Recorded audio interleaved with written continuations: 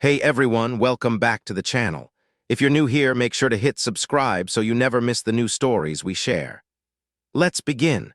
The coins in my pocket had stopped jingling 3 days ago. I stood outside the 24-hour convenience store at 11:40 at night, my blue hospital scrubs wrinkled from a 16-hour shift that paid barely enough to cover rent. Not enough for food. Not anymore. My hands trembled as I watched a black Mercedes pull into the parking lot. I had never begged before. 28 years of life, 12 years of nursing school and grueling hospital work, and I had never once asked a stranger for money. But hunger does strange things to pride. It hollows you out from the inside until dignity feels like a luxury you can no longer afford. The man who stepped out of that Mercedes wore a tailored coat that probably cost more than 3 months of my salary. His silver hair was neatly combed, his shoes polished to a shine that reflected the fluorescent lights above us. I watched him walk toward the store and something inside me cracked. "Excuse me," I heard myself say. My voice sounded foreign, thin, desperate. "Sir, I'm sorry to bother you, but do you have any spare change?" He stopped. I braced myself for the look I had seen others receive in moments like this. The dismissal, the disgust. The way people's eyes slide past you like you have become invisible, like your suffering is somehow contagious. But he didn't look away. Instead, he turned fully toward me and I saw something unexpected in his eyes. Not pity, not contempt, something else entirely. "What's your name?" he asked. The question caught me off guard. Most people, when confronted with someone asking for help, either give or walk away. They don't ask questions, they don't want to know you. "Elena," I whispered. "Elena Chen." Something flickered across his face. Recognition, shock, disbelief. His mouth opened slightly, then closed again, as if he were struggling to process something impossible. "My God," he breathed. "It's you." My exhausted mind couldn't make sense of his reaction. I had never seen this man before. I would have remembered those sharp gray eyes, that distinguished face, that air of quiet power surrounding him like an invisible cloak. "I'm sorry," I said, taking a step back. "Do we know each other?" He stared at me for a long moment, his expression shifting through emotions I couldn't quite read. Then he reached into his pocket, and I expected him to pull out a few dollars, maybe a 20 if I was lucky. Instead, he pulled out his phone. "I've been looking for you," he said quietly, "for 7 years. The words made no sense. None of this made sense. My legs felt weak beneath me, whether from hunger or confusion, I couldn't tell. The world tilted slightly. The convenience store, lights blurring at the edges of my vision. "Sir, I think you have me confused with someone else." "No." His voice was firm, absolute. "I don't." And then he said something that made my heart stop beating for one terrifying moment. "You saved my wife's life, and now you're out here starving in a parking lot asking strangers for change at midnight." The world swayed beneath me. I reached out for something to steady myself, but there was nothing, just cold night air and the distant hum of traffic on the highway. "Whoa, easy." His hand caught my elbow, gentle but firm. "When did you last eat?" I couldn't remember. Tuesday, maybe, or Monday. The days had blurred together in a haze of double shifts and unpaid bills and the crushing weight of a system that had failed me completely. "Come with me," he said. It wasn't a request. "I can't," I whispered. "I don't even know you." "My name is David Foster. 7 years ago, my wife Catherine was in a car accident on Route 9. She was brought to Mercy General with a collapsed lung and internal bleeding. The doctors said she wouldn't survive the night." Something stirred in the fog of my memory. Route 9, collapsed lung. The trauma bay had been chaos that night, blood everywhere, machines screaming. "But a young nurse," David continued, his voice catching, "stayed with her for 14 hours straight, refused to leave her side. Caught a complication the doctors missed. That nurse held my wife's hand and talked to her through the darkness until morning came." The memories rushed back like water breaking through a dam. I remembered now. Catherine, dark hair, green eyes that fluttered open at dawn. She had squeezed my hand and whispered 2 words before the sedation pulled her under. "Thank you." "That was you, Elena. I know it was you. I've had your name memorized for 7 years. I tried to find you a dozen times, but you transferred hospitals, moved cities, and the trail went cold." I stared at him, unable to speak. "Catherine survived. She's healthy. We just celebrated our 35th wedding anniversary, and every single day since that night we've talked about the nurse who saved her, the one we could never find." Tears burned in my eyes. I hadn't cried in months. Crying takes energy, and energy was something I couldn't afford to waste. "I lost my job," I heard myself say. The words spilled out before I could stop them. 3 months ago, budget cuts. 20 nurses laid off in one day. No severance, no warning, just a box for my things and a thank you for my years of service.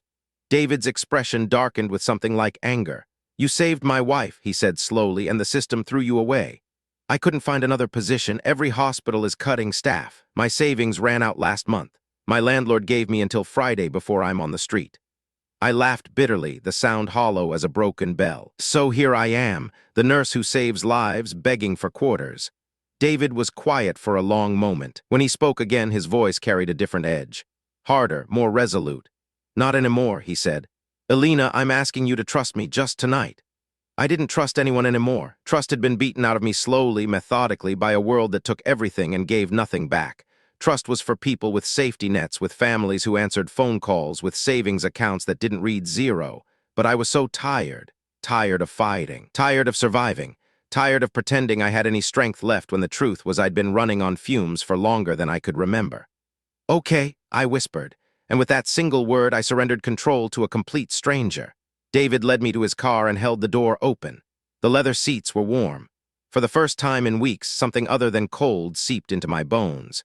He stopped at a drive-thru and ordered more food than I could eat in 3 days. Pride screamed at me to refuse, but when he handed me that bag and the smell of hot food filled the car, my body overrode everything else. I ate in silence while he drove through the quiet streets. "I'm taking you somewhere safe," he said. "My wife and I have a guest house on our property. It's been empty for months. You'll stay there tonight, and tomorrow we'll figure out the rest." "I can't accept that." "Yes, you can." He glanced at me, and in his eyes, I saw something I hadn't seen directed at me in years. Not pity, not charity, something deeper. Debt he felt he owed me. "Elena, let me tell you something about that night. The night you saved Catherine." His hands tightened on the steering wheel. "When the hospital called, I was in Tokyo, a business deal, 12,000 miles away while my wife was dying.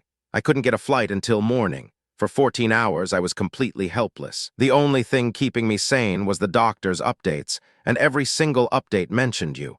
The nurse who wouldn't leave." His voice cracked slightly. "I landed at noon the next day. By the time I reached the hospital, Catherine was out of danger. The first thing she said when she saw me was, 'There was an angel with me all night. She was talking about you.'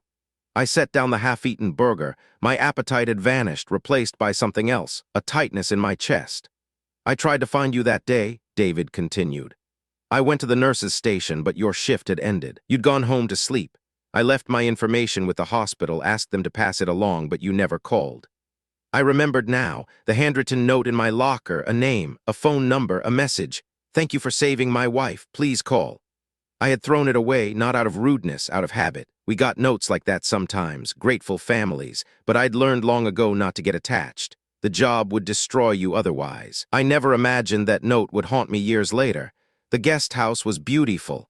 Not extravagant, but warm. Clean sheets, a real kitchen, windows that looked out over a garden that must have been stunning in daylight. David's wife, Catherine, was waiting at the door when we arrived. She was exactly as I remembered. Older now, silver threading through her dark hair, but those green eyes were the same. The moment she saw me, she started crying. "Elena," she breathed. "Oh my God, Elena." She embraced me before I could react, pulling me tight against her, her body shaking with sobs. I stood there frozen, unsure how to respond to affection I hadn't felt in years. "I never forgot you," Catherine whispered. "Not a single day." Inside, they sat me down and gave me tea, hot, sweet, perfect. I wrapped my hands around the mug and let the warmth seep into my fingers.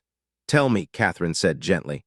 "Tell me everything." So I did. I told them about 12 years of nursing, the endless shifts, the patients I saved, the ones I lost. I told them about my mother's death 2 years ago, how I'd used all my savings for her medical bills because her insurance had lapsed. I told them about the loneliness that came from working nights and weekends and holidays while everyone else built lives. And I told them about losing my job. "They called us heroes during the pandemic," I said. The bitterness in my voice surprised even me. "Signs in yards, clapping at 7 o'clock. And when the crisis passed, they forgot us. We were expendable again, budget cuts, bottom lines." Catherine reached out and took my hand. "You gave everything," she said, "and they gave you nothing. Nursing is all I know, all I ever wanted, and now it feels like the profession I devoted my life to has thrown me away." David leaned forward. "Elena, I want to offer you something. Hear me out before you refuse." My defenses rose immediately. Charity, handouts, the kind of help that makes you feel small. I sit on the board of 3 hospitals in this region, David said. Memorial St. Vincent's Children's Medical. I know the administrators personally. I know the hiring managers, and I know that good nurses are never truly expendable. They're just victims of broken systems and worse politics. He paused, meeting my eyes. I can make a phone call, not to give you a job, but to ensure your resume reaches the right desk. After that, it's entirely on you. I stared at him. Why? I asked. Why would you do all this for me? David looked at his wife. In that glance, I saw 35 years of love, of partnership, of surviving things that should have broken them. Because you gave me more time with her, he said simply. And there's nothing in this world more valuable than that. Nothing even comes close.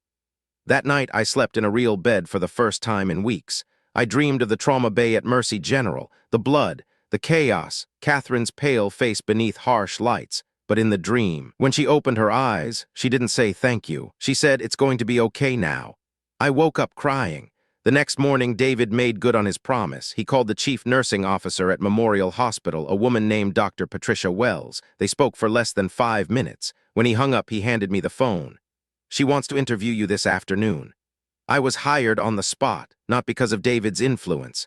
Dr. Wells told me later that when she saw my resume, she recognized my name. She'd been a resident at Mercy General 7 years ago. She remembered the night I saved Catherine Foster. "I've told that story to every nursing class I've taught," she said. "The nurse who caught what the doctors missed. You're something of a legend, Alina. We're honored to have you."